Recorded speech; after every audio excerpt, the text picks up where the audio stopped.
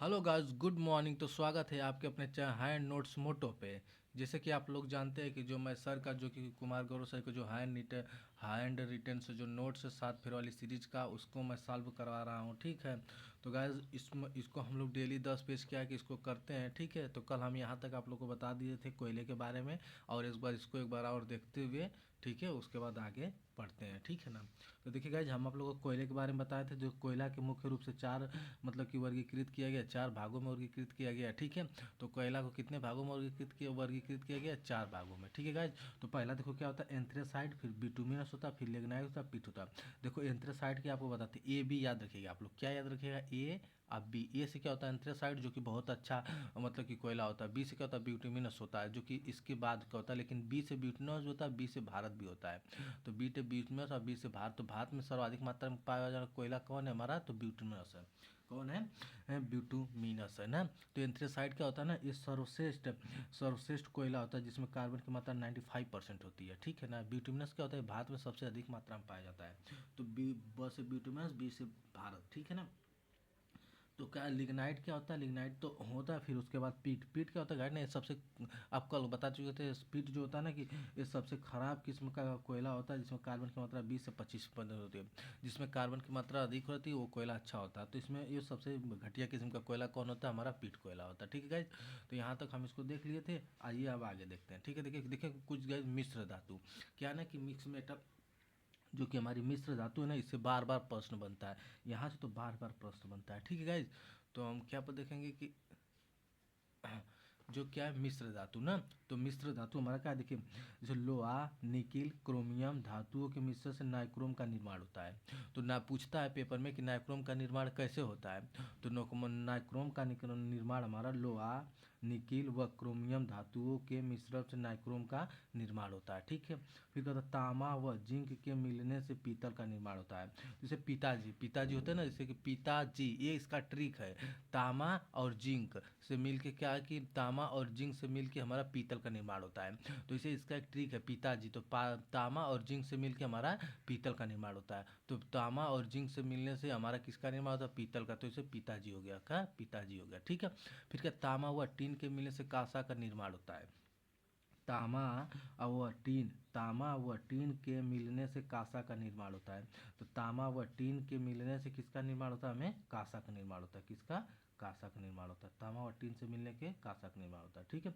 फिर देखिएगा, तांबा, जस्ता व निकिल के मिलने से जर्मन सिल्वर का निर्माण होता है। तो तांबा, जस्ता व निकिल के मिलने से जर्मन सिल्वर का निर्माण होता है ना।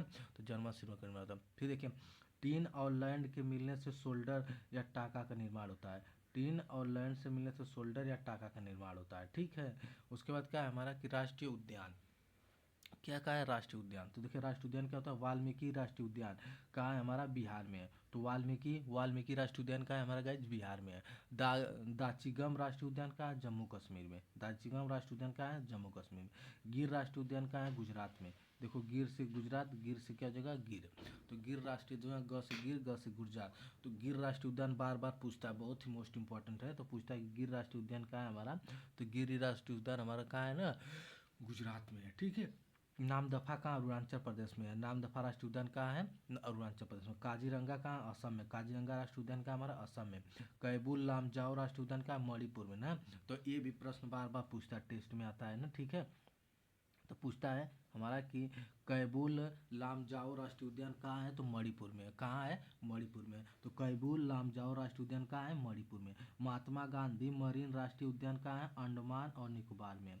तो महात्मा गांधी मरीन राष्ट्रीय उद्यान का अंडमान निकोबार में है। महात्मा गांधी मरीन राष्ट्रीय उद्यान का अंडमान और निकोबार में है। ठीक है नेक्स्ट देखते हैं क्या करा है कि कोशिका के बारे में दिया है। ठीक है। कोशिका के बारे में क्या दिया है कि कोशिका भित्ति, जंतु कोशिका और पादप कोशिका, मतलब कि कोशिका दोनों में पाई जाती है। देखो, कोशिका भित्ति करा है। कोशिका भित्ति जो हमारी सेल मेम्ब्रेन होती है ना, तो यहाँ पे क्या हो गया? Cell membrane. क्या है? Cell membrane. मेम्ब्रेन। ठीक है। तो सेल मेम्ब्रेन तो सेल मेम्ब्रेन हमारी है ना। तो एक क्या होता है? कोशिका भित्ति, जंतु कोशिका, मतलब कि जो जंतु है, जो पौधा है, दोनों में पाया जाता है। ठीक है। लेकिन कोशिका भित्ति जैसे कि सेल मेम्ब्रेन हो गया, लेकिन कोशिका भित्ति मतलब कि कोशिका भित्ति सेल सेल मेम्ब्रेन तो हो गया, झिल्ली हो गई, ठीक है, कोशिका झिल्ली हो गई। और कोशिका भित्ति को यार इंग्लिश में क्या कहते हैं? सेल, रुकिएगा जब याद नहीं आ रहा है, याद आएगा तो बताएंगे, क्योंकि ठीक है ना, पूरे में कंप्लीट का। कोशिका भित्ति केवल पादप कोशिका में पाई जाती है ना। तो क्या होती है, क्या होती है? केवल पादप कोशिका में पाई जाती है। तो पूछता है कि केवल पादप कोशिका में क्या पाया जाता है? कोशिका भित्ति। तो हमारी कोशिका झिल्ली जो होती है कि सब में पाई जाती है, लेकिन दोनों में पाई जाती है ना, लेकिन कोशिका झिल्ली नहीं, कोशिका भित्ति कहेगा तो कोशिका भित्ति कहेगा हमारा। तो कोशिका भित्ति हमारा केवल पादप कोशिका में पाई जाती है। किसमें पाई जाती है? पादप कोशिका में पाई जाती है। तारक काय केवल जंतु कोशिका में पाया जाता है। तारक काय केवल किसमें पाया जाता है? जिसको हम क्या बोलते हैं? लवण बोलते हैं। इसको हम शायद लवण, लवण तो यहाँ पे नीचे वाला प्लास्टिड जिसको बोलते हैं, क्या बोलते हैं? प्लास्टिड। तो तो इस तारक काय भी होता है, केवल जंतु कोशिका में पाया जाता है। और ये जो कोशिका भित्ति है ना, ये केवल पादप कोशिका में पूछे। तो कभी कभी पूछेगा कि केवल पादप, यही बार बार प्रश्न पूछता है, यही वाला बार बार एग्जाम में पूछता है, क्योंकि जानता है। तो ये पूछता है कि केवल पादप कोशिका में कौन सी भित्ति पाई जाती है। तो कितना लोग ना कोशिका झिल्ली मार देंगे, लेकिन वो जंतु और पौधों दोनों में पाई जाती है। तो हमारा क्या जो कोशिका भित्ति केवल किस में पाई जाती है? हमारे पादप में पाई जाती है। तारक काय केवल जंतुओं में पाया जाता है। लवण केवल पादप में पाया जाता है। जो लवण हमारा प्लास्टिक होता है ना, तो ये हमारा किस में पाया जाता है? हमारा केवल पादप कोशिका में पाया जाता है, ठीक है, पौधों की कोशिका में। तो ये देखो कुछ मतलब पर्यावरणीय आंदोलन देखिएगा, क्या करा? चिपको आंदोलन कहाँ? वो उत्तराखंड में। सुंदरमन लाल बहुगुणा 1973 में। तो चिपको आंदोलन उत्तराखंड में, ठीक है। नर्मदा बचाओ आंदोलन मेघा पाटेकर 1985 में। फिर खेजड़ी आंदोलन राजस्थान में, अमृत देवी बिश्नोई 1730 में, ठीक है ना। बचपन बचाओ आंदोलन कैलाश सत्यार्थी। तो ये भी बार बार पूछता है, बचपन बचाओ आंदोलन की शुरुआत किसने की थी? तो कैलाश सत्यार्थी। और उसके बाद नर्मदा मतलब बचाओ आंदोलन मेधा पाटेकर। चिपको आंदोलन सुंदरलाल बहुगुणा।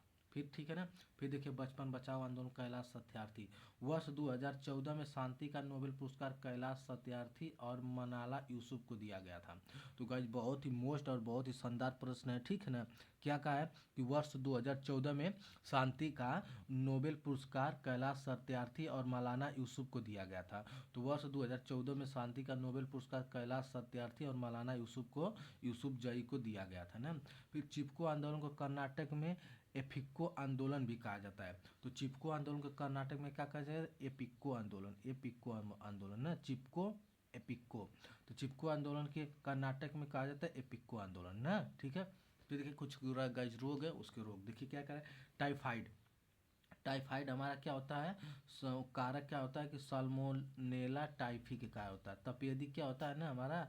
ट्यूबियस क्लोसिस के कारण होता है ना। माइकोबैक्टीरियस होता है तो ट्यूबियस क्लोसिस के कारण। टिटेनस किसके होता है? टिटेनस के कारण होता है क्लोस्ट्रीडियम टिटेनस के कारण होता है।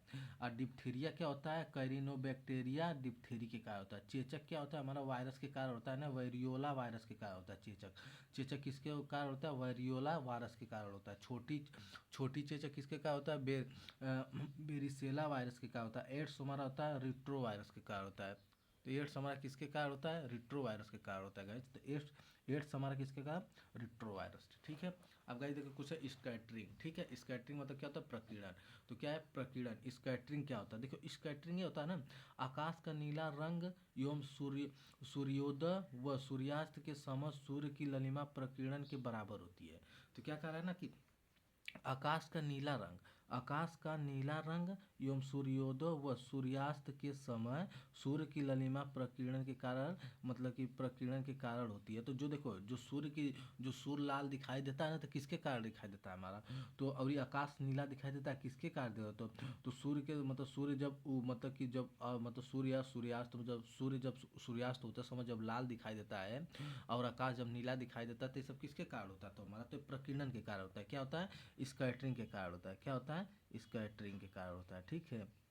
स्कैटरिंग के कारण होता है, ठीक है। फिर का स्मोक। स्मोक जैसे स्मोक प्लस फॉग कहते हैं। तो स्मोक प्लस फॉग होता है, जैसे धुआं भी कहते हैं हम ना। तो देखो धुआं और कोहरे। तो स्मोक मतलब धुआं हो गया, फॉग मतलब क्या होता है? कोहरे हो गए। धुआं और कोहरों के मिश्रण को स्मॉग कहा जाता है। स्मॉग क्या होता है?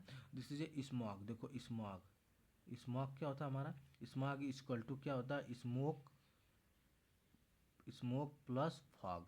तो धुआं और कोहरे को मिला देते हैं हम, तो हमारा स्मॉग बन जाता है, ठीक है। तो धुआं और कोहरे को मिलाने से हमारा क्या बनता है? स्मॉग बनता है, ठीक है, स्मॉग बनता है।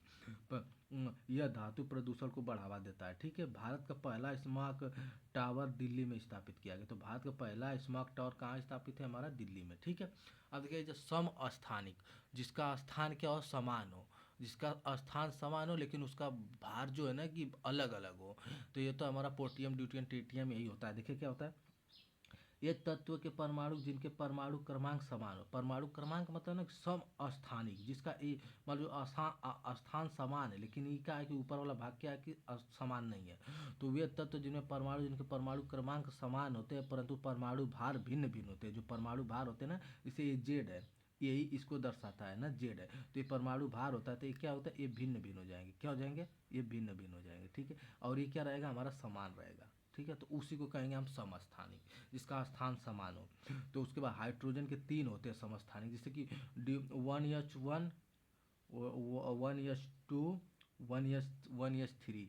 देखो ये क्या हो गया? वाई 1 तो यही रहा, 1 देखो वही रहा ना, जैसे कि 1H1, 1H2, 1H3। तो 1 तो यही रहा लेकिन H भी 1 भी है जो देखिए, तो 1 बदल रहा है, 2 बदल रहा है, 3 बच रहा है। तो ये हमारा प्रोटियम, ड्यूटियम, टाइटियम। तो ये हमारा क्या हो जाएगा? प्रोटियम और ड्यूटेरियम और ट्रिटियम। तो हमारा हो जाएगा क्या? 1H1 क्या हो जाएगा? 1H1 ना, उसके बाद 1H2, फिर क्या हो जाएगा? 1H3।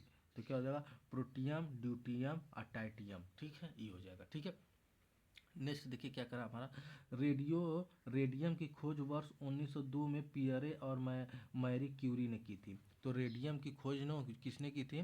तो रेडियम की खोज 1902 में, और रेडियम की खोज 1902 में पियरे और मैरी क्यूरी ने की थी। तो किसने की थी? पियरे और मैरी क्यूरी ने की थी। फिर देखिएगा क्या, कोशिका, कोशिका का रहा है, कोशिका के अध्ययन को हम साइटोलॉजी कहते हैं। क्या कहते हैं? कोशिका को स्टडी को क्या कहते हैं हम? साइटोलॉजी। क्या कहते हैं? Cytology, cytology. तो कोशिका के अध्ययन को हम क्या कहते हैं? साइटोलॉजी। ठीक है गाइज, कोशिका के अध्ययन को क्या कहते हैं हम? साइटोलॉजी कहते हैं। ठीक है, कोशिका के अध्ययन को हम साइटोलॉजी कहते हैं। उसके बाद एक कोशिका जैविक, मतलब कोशिका जैविक कहते हैं। ठीक है, कोशिका का शक्ति house, power house of cell, तो किसको कहते हैं? माइटोकॉन्ड्रिया को। क्या कहते हैं? माइटोकॉन्ड्रिया को। तो पावर हाउस ऑफ सेल किसको कहते हैं? माइटोकॉन्ड्रिया को। ठीक है ना, किसको कहते हैं? माइटोकॉन्ड्रिया। तो मतलब क्या कहते हैं? शक्ति, पावर पावर से मतलब कि कोशिका का शक्ति गृह माइटोकॉन्ड्रिया कहा जाता है ना। फिर कोशिका में राइबोसोम प्रोटीन फैक्ट्री बनाती है। जो राइबोसोम होते हैं, देखो आरपी हम ठीक बनाए थे। आरपी क्या होता है ना कि जो आई प्रोटीन का निर्माण करेंगी, आर से क्या हो जाएगा हमारा? ये हो जाएगा राइबोसोम। तो आई राइबोसोम, आरपी, पी से क्या? प्रोटीन का निर्माण करती है। ठीक है, पी से क्या कि प्रोटीन का निर्माण करती है। ठीक है, प्रोटीन का। तो हमारा राइबोसोम किसका निर्माण करती है? प्रोटीन का निर्माण करती है। फिर देखो कोशिका की आत्मघाती थैली लाइसोसोम्स को कहते हैं ना। कोशिका की गाइज बार बार प्रश्न पूछता है। ठीक है, होमगार्ड के लिए बेस्ट इंपॉर्टेंट प्रश्न है, यहाँ से पक्का एक प्रश्न बनेगा। ठीक है ना, तो कोशिका की आत्मघाती थैली किसको कहते हैं? लाइसोसोम को कहा जाता है। तो कोशिका की आत्मघाती थैली किसको कहा जाता है? लाइसोसोम्स को कहा जाता है। ठीक है, कोशिका का परिवहन अंग क्या है? अंतःद्रवी जालिका है। कोशिका का परिवहन अंग क्या है? अंतःद्रव जालिका है ना। फिर जीवों की संरचनात्मक व क्रियात्मक इकाई क्या है? कोशिका है। तो जीवों की संरचनात्मक और क्रियात्मक इकाई क्या हमारा? कोशिका है। ठीक है गाइस, नेक्स्ट देखिए क्या कर रहा नाभिकीय रिएक्टर के बारे में दिया। किसके गाइस? नाभिकीय रिएक्टर। तो क्या है? नाभिकीय रिएक्टर में ईंधन के रूप में यूरेनियम 235 का प्रयोग किया जाता है। सही बात है। तो इसमें ईंधन के रूप में ना यूरेनियम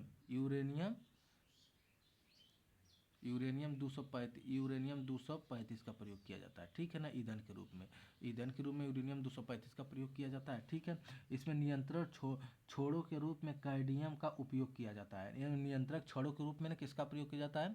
तो पूछता है कि नाभिकीय रिएक्टर में नियंत्रण छोरों के रूप में किसका प्रयोग किया जाता है? तो किसका किया जाता है? कैडमियम का। किसका? कैडमियम का। ठीक है, फिर क्या इसमें मंदप के रूप में ग्रेफाइट व भारी जल D2O का उपयोग किया जाता है। तो मंदप के रूप में किसका उपयोग किया जाता है? ग्रेफाइट व भारी जल D2O का।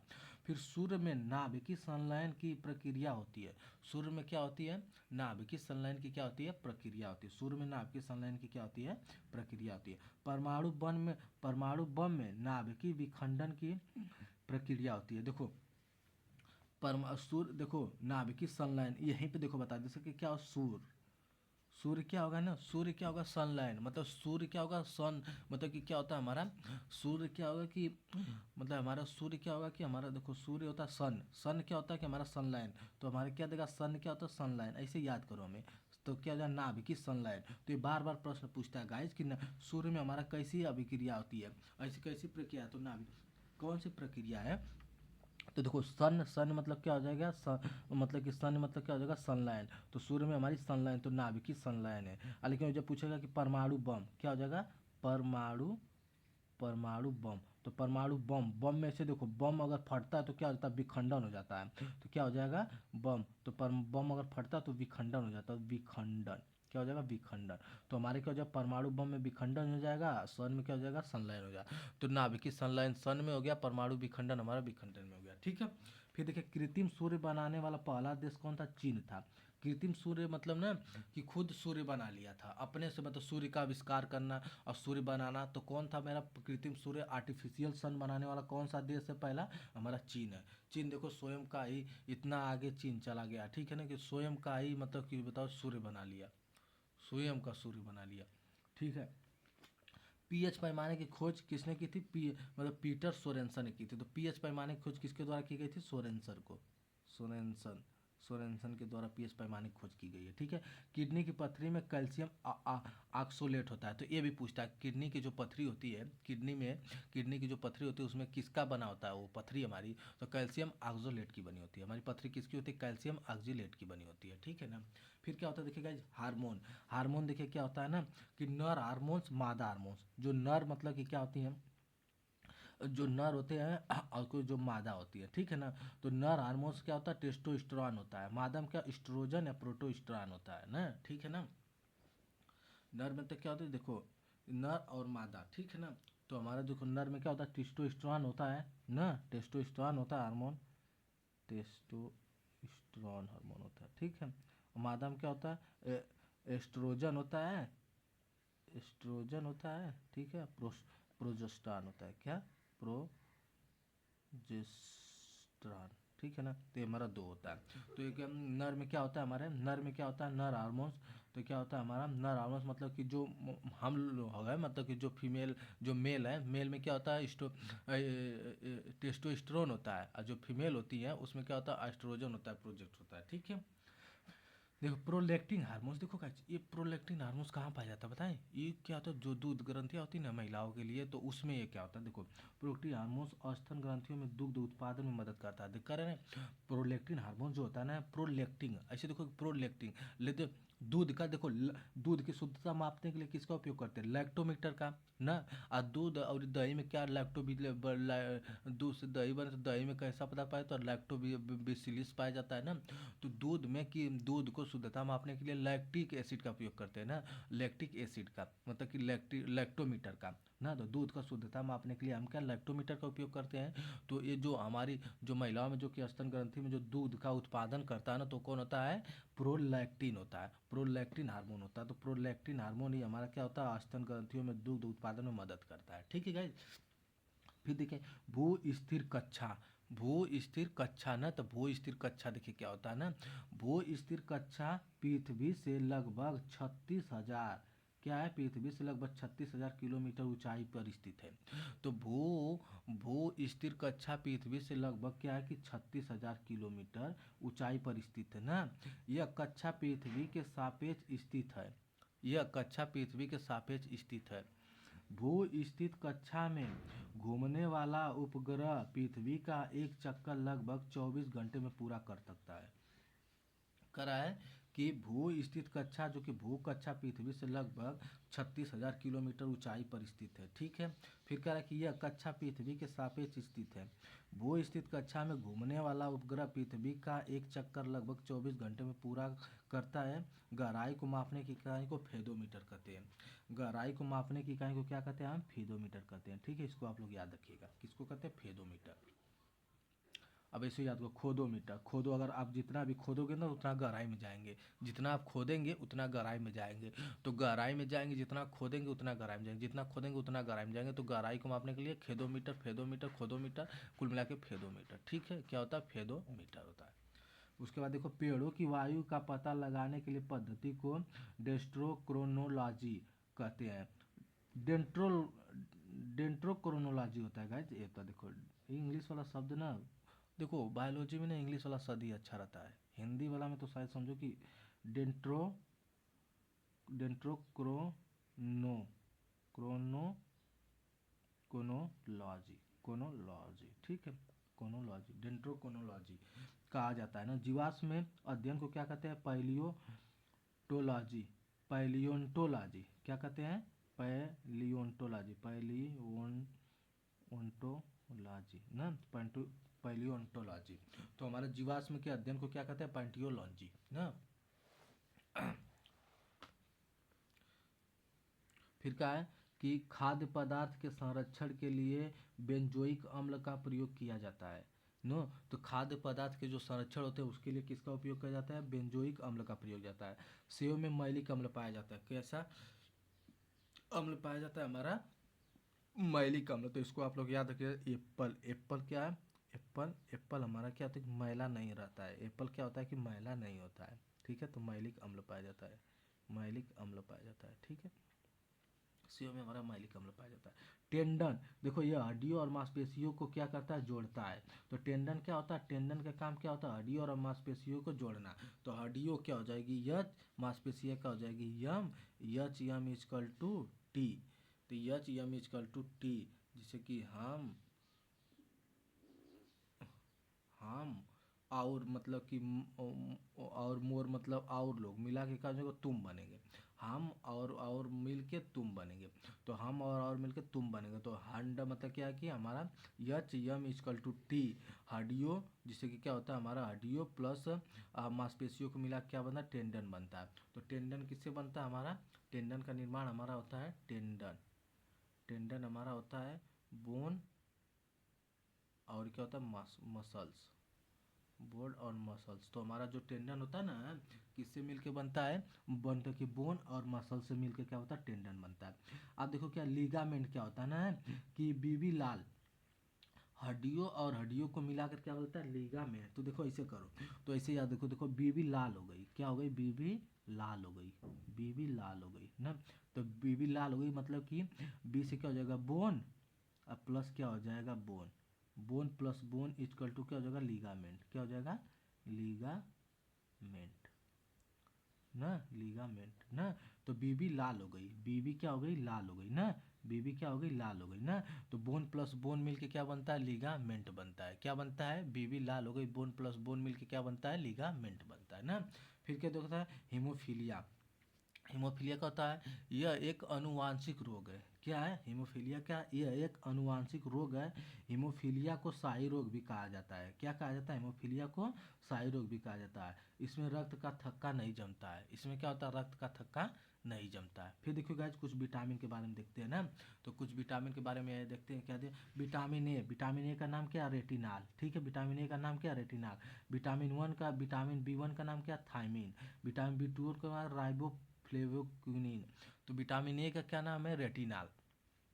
विटामिन ए क्या है? रेटिनाल। विटामिन बी वन क्या है? थायमीन। विटामिन बी टू क्या है? राइबोफ्लोविनिन। फिर विटामिन बी फाइव क्या है? पेंटोथेनिक। विटामिन बी ट्वेल्व क्या है? साइनोब्लोक्युलोमिन। इसको देखो कोबाल्ट कहते हैं, तो ये बार बार पूछता है, ठीक है। तो साइबोक्लोबालमीन। तो होता है विटामिन सी का था एस्पेरिगेट। विटामिन डी क्या है? कैल्सीफेरा। विटामिन ई क्या है? टोकोफेरा। विटामिन के है क्या? फिलोक्यूनिन, ठीक है ना। विटामिन ई की कमी से क्या हमारा बाँझपन होता है, ठीक है ना। तो हमारा क्या हो गया?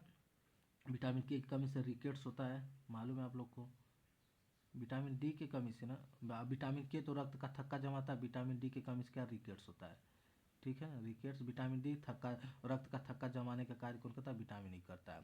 फिर विटामिन सी क्या होता है कि अस्कॉर्बिक एसिड होता है, ठीक है ना। फिर उसका क्या हमारा विटामिन ट्वेल्व साइनोक्लोब्राइन होता है। विटामिन ए रेटिनॉल होता है। बी वन थायमिन होता है। B two B three B five देख लीजिए। पेंटोइन होता है। बी टू होता है राइबोफ्लोविन हो गया। ऐसे याद हो गया, ठीक है। फिर क्या देखें? पारा और ब्रोमियम कमरे के तापमान पर द्रव अवस्था में पाए जाने वाले मतलब कि जो पारा होती है ना और ब्रोमियन होती है, कमरे के तापमान पर द्रव अवस्था में पाए जाते हैं।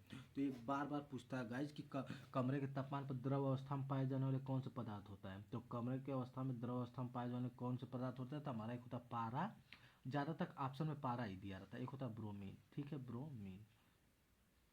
तो एक होता है पारा, एक होता है ब्रोमीन, ठीक है। तो पारा भी ज़्यादा द्रव अवस्था में पाया जाता है, तो ऑप्शन में ज़्यादातर पारा ही रहता है, लेकिन ब्रोमीन भी हम लोग को क्या रखना है, याद रखना है, ठीक है। नेक्स्ट देखिए क्या है, सोडियम को चाकू से काटा जा सकता है, इसको कैरोसिन मिट्टी में तेल में रखा जाता है। तो गाइज बहुत ही मोस्ट इंपॉर्टेंट है ना, कभी कभी आसान प्रश्न बनाने के लिए भी आ जाता है, लेकिन आसान उसके लिए जो पढ़ा है, जो नहीं पढ़ा है भाई उसके लिए कुछ आसान नहीं है, ठीक है ना। अब सोच रहा है कि नहीं होमगार्ड का पेपर है तो भाई बहुत आ जाएगा, ईजी आ जाएगा, ईजी आ जाएगा, सही है, समझ रहे हैं कि ईजी आएगा, ठीक है। जब भी आएगा कांस्टेबल लेवल से लो ही आएगा, ठीक है गाइज। लेकिन हम लोग को बेसिक जानकारी उससे अच्छी अंदर थोड़ा गहराई में रहनी चाहिए, कि कम से कम बेसिक भी आया तो हम लोग ये सोचे नहीं कि साला ये कहाँ से पूछ दिया, कहाँ से आ गया। हम लोग कहें कि साला हम तो इतना अंदर तक पढ़ लें कि हमें ये लगे कि पेपर में बैठते समय कि कहाँ दिया है यार, ठीक है ना, धुआं धुआं करके आए, ठीक है ना। फिर क्या है कि सोडियम को चाकू से काटा जा सकता है, इसको केरोसिन मिट्टी के तेल में रखा जाता है, ठीक है, केरोसिन मिट्टी के तेल में रखा जाता है। तो कभी कभी यही पूछता है कि सोडियम को चाकू से काटा जाता है, ठीक है, लेकिन पूछता है कि किसको मिट्टी के तेल में, सोडियम को किस तेल में रखा जाता है, केरोसिन मिट्टी के तेल में रखा जाता है, ठीक है। नेक्स्ट देखिए गाइज क्या करा है कि ओस्मियम सबसे भारी धातु है। गाइज बहुत ही मोस्ट और इम्पोर्टेंट प्रश्न है, ठीक है ना। पूछता है कि सबसे भारी धातु कौन है, तो भारी धातु कौन है हमारी, भारी धातु कौन है हमारा, ओस्मियम, कौन है, ओस्मियम, ओस्मियम, ठीक है, ओस्मियम है, ठीक है। तो हमारी भारी धातु कौन है, ओस्मियम है, ठीक है। फिर क्या है, हाइड्रोजन की खोज कैवेंडिश ने की थी। तो हाइड्रोजन की खोज किसने की थी, कैवेंडिश ने। तो हाइड्रोजन की खोज किसने की थी, कैवेंडिश ने। तो हाइड्रोजन की खोज किसके द्वारा की गई, कैवेंडिश के द्वारा, ठीक है। तो ओस्मियम सबसे भारी धातु है ना, ओस्मियम क्या हमारी सबसे भारी धातु है। हाइड्रोजन की खोज कैवेंडिश ने की थी। तापमान क्या होता है, देखो सेल्सियस और फ़ारेनहाइट पैमाने पर -40 डिग्री तापमान पर बराबर होता है। तो गाइस बहुत ही मोस्ट और इम्पॉर्टेंट प्रश्न है, ठीक है। यहाँ से देखो दोनों हम लोग के लिए बहुत ही इंपॉर्टेंट है ना। इसमें क्या है, सेल्सियस होता है, सेल्सियस और फ़ारेनहाइट किस पैमाने पे हमारा क्या होता है, बराबर होता है। तो सेल्सियस और फ़ारेनहाइट हमारा किस पैमाने पर बराबर होता है, तो -40 डिग्री, -40 डिग्री पे हमारा क्या होता है, बराबर होता है, ठीक है। फिर क्या है, पानी का अधिकतम घनत्व क्या होता है, पानी का, ये भी पूछता है पानी का अधिकतम घनत्व क्या होता है, तो पानी का घनत्व 4 डिग्री सेंटीग्रेड पे क्या होता है, पानी का अधिकतम घनत्व होता है ना, पानी का अधिकतम घनत्व।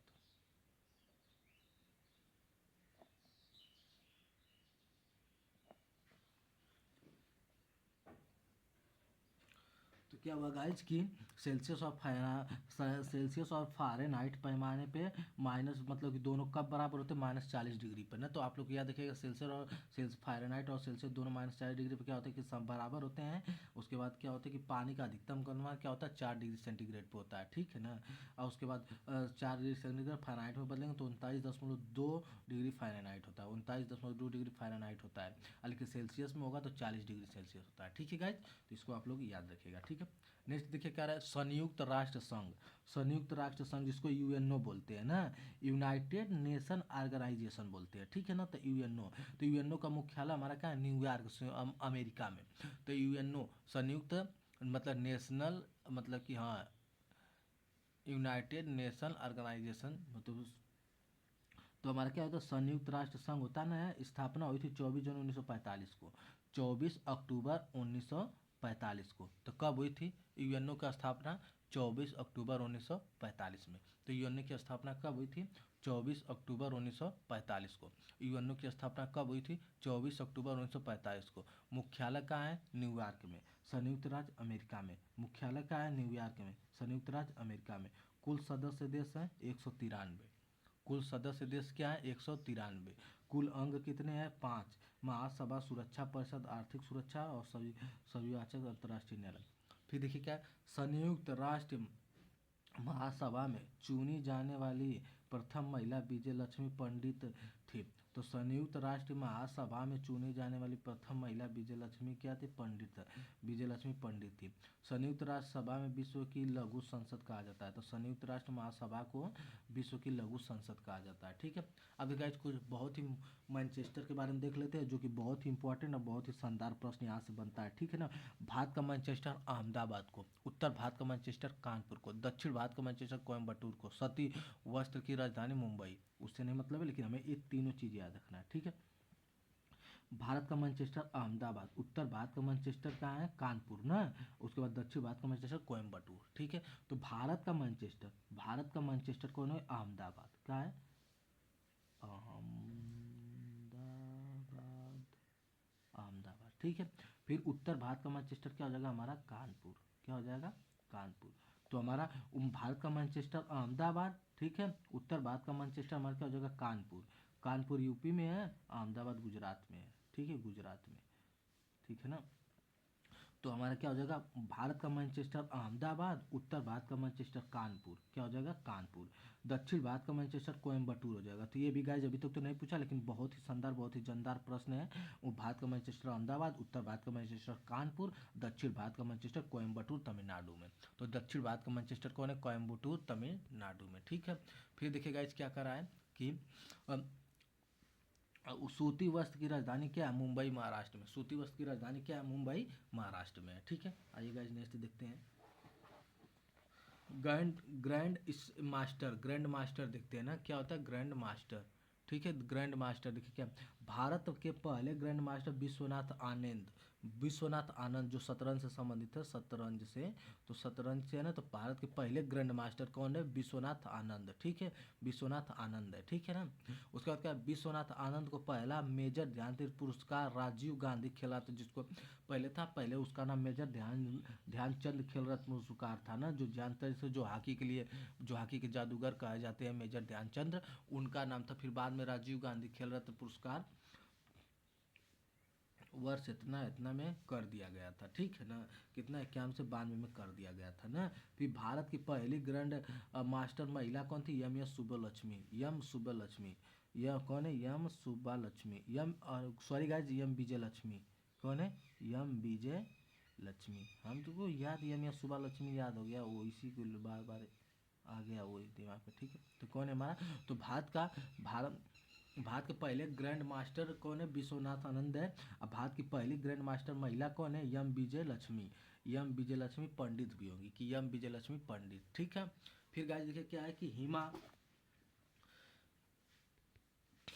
हिमाद्री अनुसंधान केंद्र, क्या है हमारा, हिमाद्री अनुसंधान केंद्र, यह भारत का पहला स्थायी आर्कटिक अनुसंधान केंद्र है। इसका उद्घाटन वर्ष 2008 में हुआ था ना। तो ये भारत का पहला स्थायी आर्कटिक अनुसंधान केंद्र है, इसका उद्घाटन वर्ष 2008 में हुआ था। भारत में अंटार्कटिका महाद्वीप में दक्षिणी गंगोत्री मैत्री व भारती नामक अनुसंधान केंद्र स्थित है। तो भारत के अंटार्कटिका महाद्वीप में दक्षिण गंगोत्री मैत्री व भारती नामक अनुसंधान केंद्र स्थित है। भारतीय वर्ष नवीन केंद्र माना जाता है। फिर पुरस्कार के बारे में देखिए थोड़ा जानते हैं क्या, भारत सरकार द्वारा दिए जाने वाला उच्चतम नागरिक पुरस्कार का क्रम देखिए। भारत रत्न क्या है, भारत रत्न पहला हो गया, पद्म विभूषण हो गया, फिर पद्म भूषण हो गया, फिर पद्म श्री हो गया। तो भारत सरकार द्वारा उच्चतम मतलब कि उच्चतम के अनुसार क्रम देखिए क्या, पहले भारत रत्न हो गया, फिर क्या हो गया, पद्म विभूषण हो गया, फिर पद्म भूषण हो गया, पद्म श्री हो गया, ठीक है। गाइस देखिए कुछ नागरिकता के बारे में देखिए, नागरिकता के बारे में सिटीजनशिप। तो देखिए भारत में एकल नागरिकता है, ठीक है। तो भारत में कैसा है, सिंगल सिंगल सिटीजनशिप है, क्या है, सिंगल सिटीजनशिप है ना, क्या, सिंगल सिटीजनशिप। भारत में क्या, सिंगल सिटीजनशिप है, ठीक है ना। तो भारत में एकल नागरिकता जो इंग्लैंड के संविधान से ली गई है। तो एकल नागरिकता पूछता हमारा कहाँ से ली गई है, तो हमारा इंग्लैंड से ली गई है, ठीक है, इंग्लैंड से। सिंगल सिटीजनशिप कहाँ से ली गई है, हमारा इंग्लैंड से लिया गया, ठीक है। तो एकल नागरिकता का प्रावधान हमारा कहाँ से लिया गया, इंग्लैंड से। भारत में कैसी नागरिकता, एकल नागरिकता है, ठीक है ना। फिर पूछता है संविधान में नागरिकता का प्रावधान भाग 2 में है, नागरिकता भाग 2 में अनुच्छेद 5 से 11 तक है ना। तो हमारा जो नागरिकता का प्रावधान है वो भाग 2 में है। संविधान मतलब क्या, हाँ वही कह रहा, संविधान में नागरिकता का प्रावधान भाग 2 में है, अनुच्छेद 5 से 11 तक है। संयुक्त राज्य अमेरिका में दोहरी नागरिकता का प्रावधान है। तो संयुक्त राज्य अमेरिका में हमारा क्या है, दोहरी नागरिकता का प्रावधान है। फिर देखो सिक्किम राज्य दोहरी राज्य, तो देखो दोहरी नागरिकता है अमेरिका में, ठीक है, यूएसए में, यूएसए में, ठीक है। फिर क्या, सिक्किम राज्य की सीमा नेपाल चीन भूटान देशों से लगती है। सिक्किम राज्य की सीमा कहाँ लगती है, नेपाल चीन भूटान देशों से लगती है, ठीक है। गाइस देखिए हिमालय के बारे में देख लेते हैं, ठीक है। हिमालय की श्रेणियाँ कौन कौन सी होती है, तो हिमालय की श्रेणियाँ देखते हैं। दिया हमारा ट्रांस हिमालय, कलेजा, देखो क्या होता है हमारा ट्रांस हिमालय, महान हिमालय, लघु हिमालय, शिवालिक हिमालय। ये हमारा होता है ना, हिमालय क्या होती है, श्रेणियाँ होती है। पहला हमारा ट्रांस हिमालय होता है, फिर महान हिमालय होता है जिसे ग्रेट हिमालय भी कहते हैं, लघु हिमालय भी होता है, फिर शिवालिक हिमालय में होता है, ठीक है ना। तो देखिए क्या ट्रांस हिमालय, ट्रांस हिमालय में क्या होता है, काराकोरम श्रेणी, लद्दाख श्रेणी, जास्कर श्रेणी स्थित है। तो जो कि जो ट्रांस हिमालय में तो कराज, करेजा, कलेजा, तो कलेजा से का हो जाएगा, क से कराकोरम, और ल से का हो जाएगा लद्दाख, और ज से का हो जाएगा जास्कर। तो कभी कभी गाइस ये पूछ देता है कि हमारा काराकोरम श्रेणी, लद्दाख श्रेणी व जास्कर श्रेणी स्थित है। तो ट्रांस हिमालय में हमारा क्या है ना कि काराकोरम श्रेणी, ट्रांस हिमालय में क्या है, काराकोरम श्रेणी, लद्दाख श्रेणी और वह जास्कर श्रेणी स्थित है। गाडविन आस्टीन 8,611 मीटर ऊंची है, काराकोरम श्रेणी में स्थित है।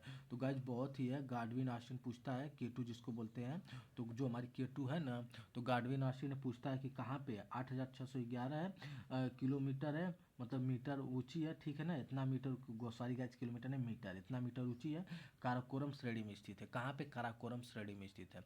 तो पहले तो ट्रांस हिमालय में काराकोरम श्रेणी, लद्दाख श्रेणी, जास्कर श्रेणी स्थित है, किसमें है, तो ये तीनों पूछ देगा। होमगार्ड के तो बहुत ही यही पूछ देगा, काराकोरम श्रेणी किस हिमालय में स्थित है, तो काराकोरम श्रेणी हमारे ट्रांस हिमालय में स्थित है। लद्दाख श्रेणी किसमें है, जास्कर श्रेणी किसमें है, ट्रांस हिमालय में है। तो फिर पूछेगा बाद में कि हमारा जो काराकोरम श्रेणी में क्या स्थित है, हमारा जो केटू है, जो गाडविन आस्टीन, वो किसमें है, काराकोरम श्रेणी में स्थित है, किसमें है, काराकोरम श्रेणी में स्थित है। भारत में सबसे ऊंची, भारत में सबसे ऊंची कंचनजंगा 8,586 मीटर है, जो कि सिक्किम राज्य में है। तो भारत में सबसे ऊंची कौन है, चोटी कौन है, सब भारत में सबसे ऊंची कंचनजंगा है, जो कि सिक्किम राज्य में स्थित है। ये भी बहुत इंपॉर्टेंट है फॉर होमगार्ड के लिए, भी पुलिस के लिए, ठीक है ना।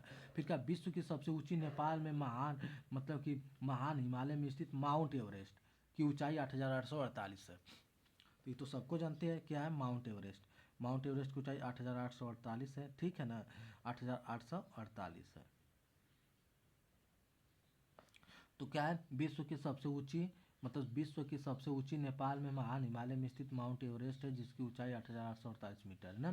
फिर देखिएगा आज क्या, अभिलेख, अभिलेख हमारा क्या होता है, अभिलेखों का अध्ययन को एपिग्राफी कहते हैं। क्या कहलाते हैं, एपिग्राफी कहते हैं, एपिग्राफी, एपिग्राफी, एपिग्राफी होता है हमारा, ठीक है। तो अभिलेखों के अध्ययन को क्या कहते हैं, एपिग्राफी कहते हैं। अभिलेखों के अध्ययन को क्या कहते हैं, एपिग्राफी कहते हैं। हाथी गुफा अभिलेख का संबंध कालिंग के राजा खारवेल से है। तो हाथी गुफा, क्या गाइज ना, हाथी गुफा अभिलेख का संबंध कालिंग के राजा खरवाल से है। तो हाथी गुफा अभिलेख का संबंध कालिंग के राजा खरवाल से है। फिर देखो, प्रयाग स्तंभ अभिलेख का संबंध गुप्त शासक चंद्र समुद्र गुप्त से है। तो प्रयाग स्तंभ अभिलेख का संबंध गुप्त शासक चंद्र समुद्र गुप्त से है।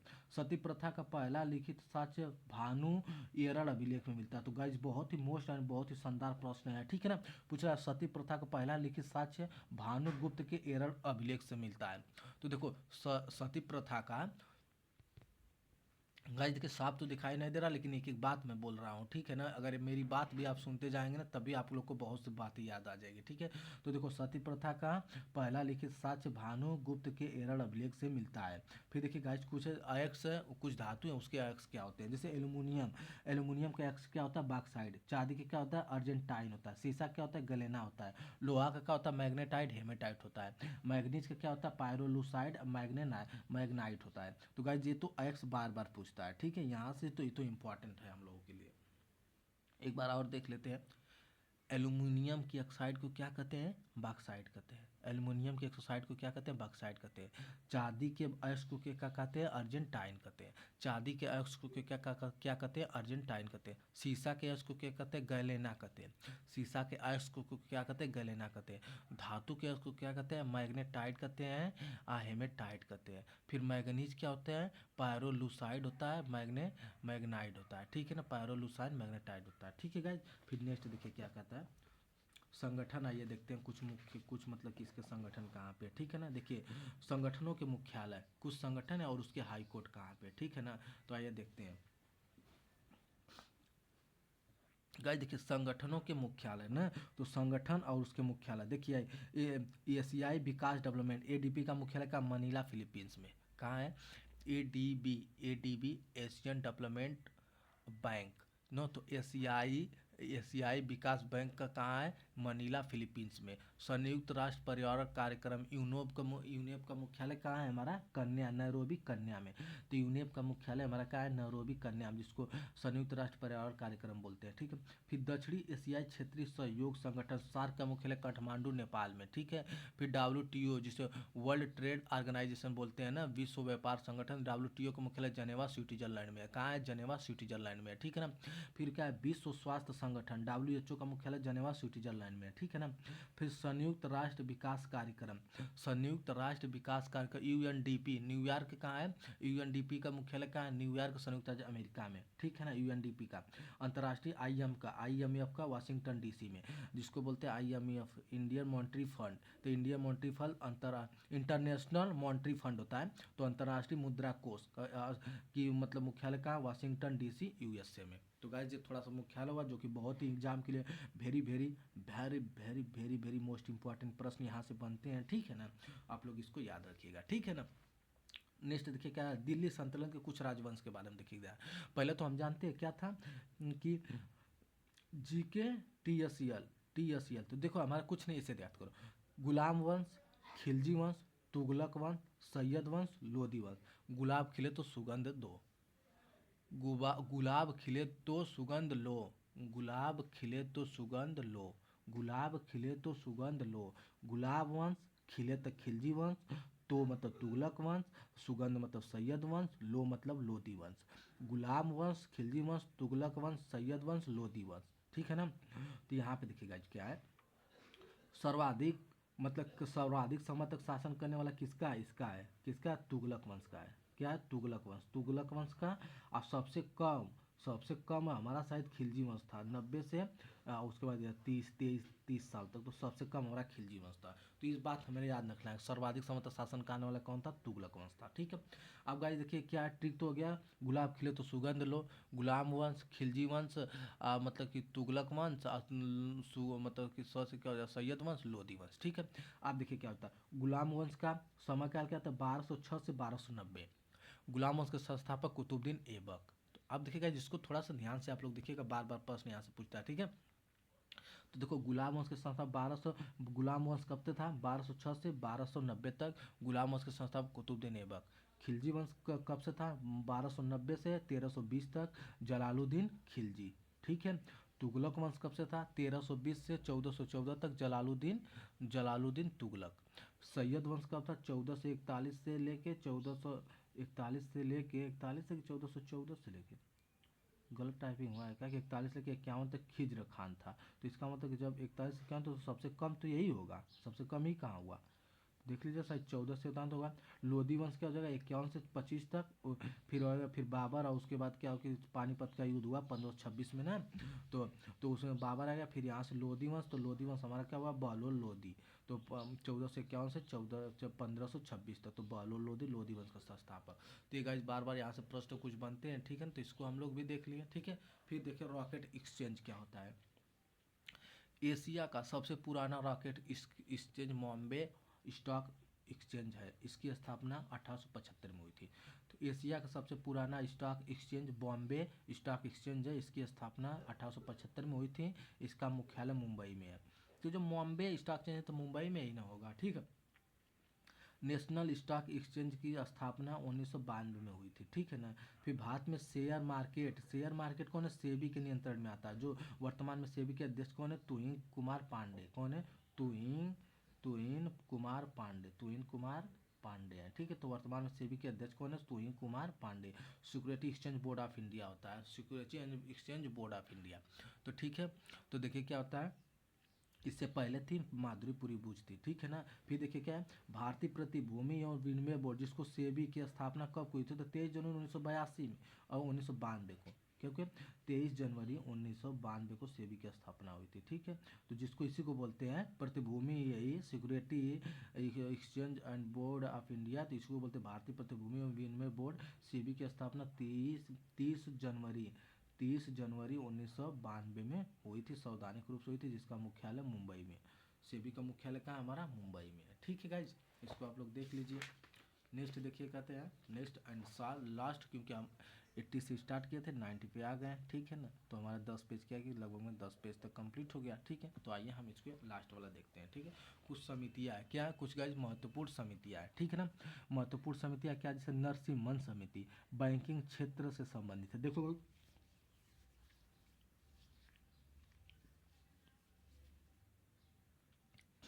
नरसिम्हन समिति, नरसिम्हन समिति, देखो नर मतलब क्या हो गया कि पुरुष हो गया ना, नर मतलब क्या हो गया पुरुष हो गया, पुरुष क्या हो गया सिंघम, सिम्हा मतलब कि सिंघम। यहाँ पे थोड़ा ट्रिक का यूज करेंगे, थोड़ा ट्रिक बनाएंगे अपने टूटी बटी भाषा में, हमें याद होना चाहिए, ठीक है।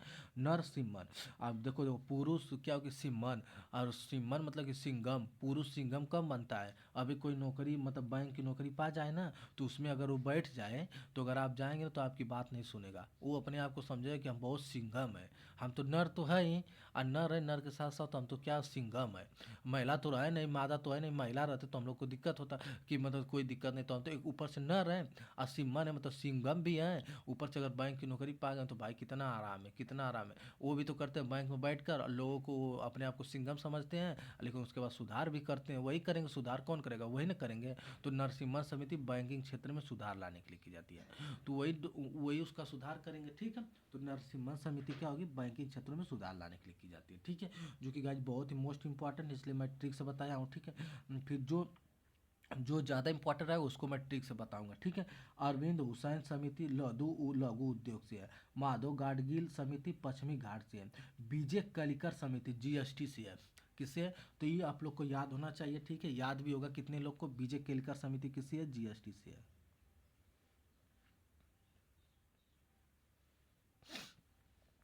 ना, जीएसटी से ना। अब देखो जैसे कि जी से क्या हो जाएगा ना, कि देखो मतलब कि देखो जी एस टी, जी से क्या हो जाएगा गोल ना, गोल। अगर तुम अपने गोल पे क्या हो कि बीजे पालोगे, तो सभी लोग तालियां बजाएंगे, क्या हो जाएगा, सभी लोग क्या हो गए तालियां बजाएंगे।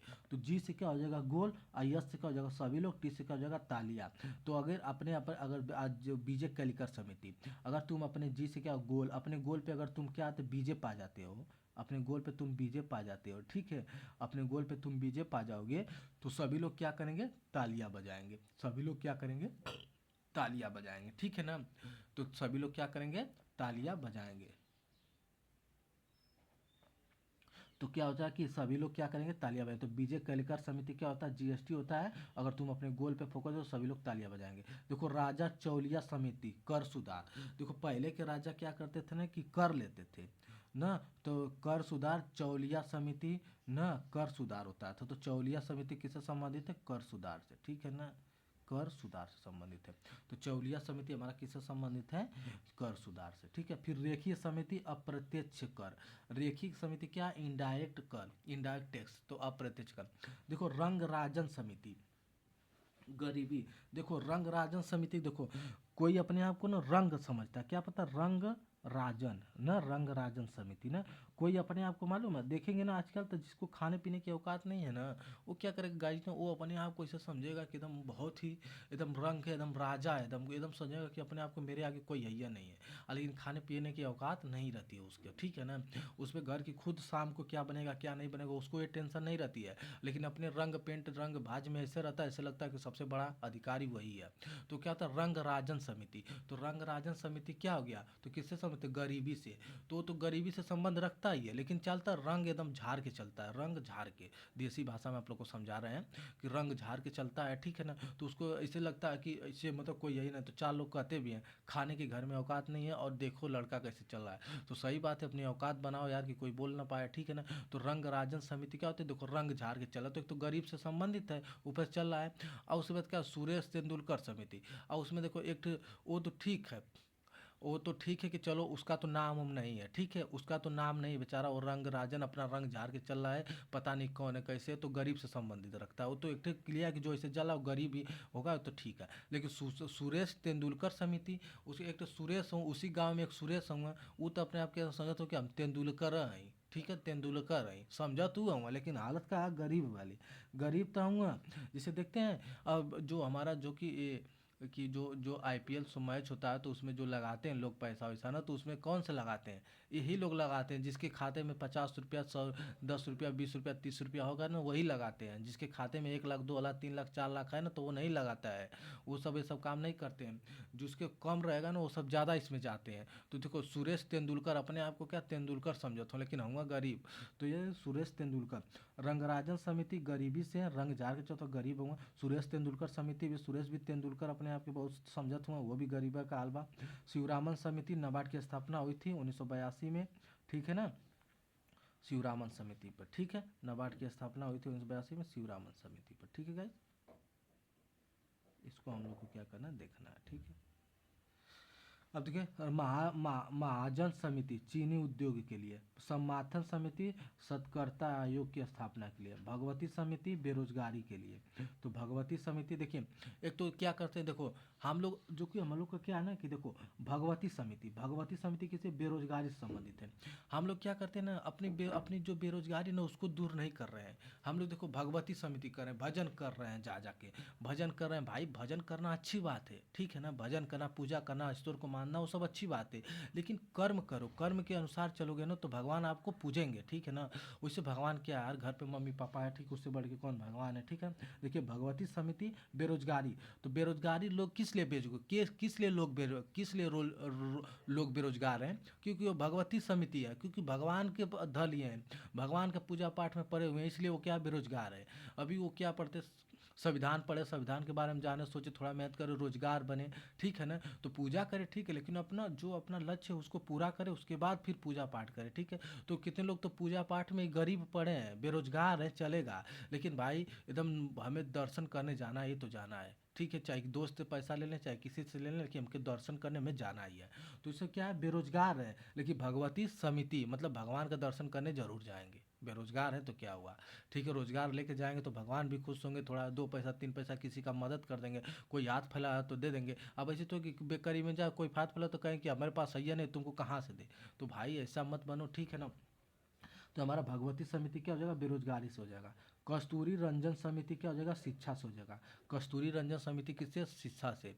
फिर देखिए उसके बाद अ, उसके बाद देखो उसके बाद खुसरो समिति कौन है, कृषि ऋण समिति है ना। तो हमारे क्या हो, कुछ समितियाँ हम लोग देख लें, कुछ ट्रिक के द्वारा से, माध्यम के द्वारा से। भाई कोई ट्रिक मेरे को पहले नहीं मालूम था, ठीक है ना, जो आया मैं इसी तरह आप लोग को समझाया बताया, ठीक है ना। तो इस ट्रिक के द्वारा थोड़ा बहुत देख लीजिएगा, 1-2 बार वीडियो देखेंगे आप लोग को पूरे ही याद आ जाएगी, ठीक है ना। कुछ ट्रिक के द्वारा हम क्या प्रथम समितियाँ देख लिए, कुछ परियोजना देख लेते हैं, ठीक है ना।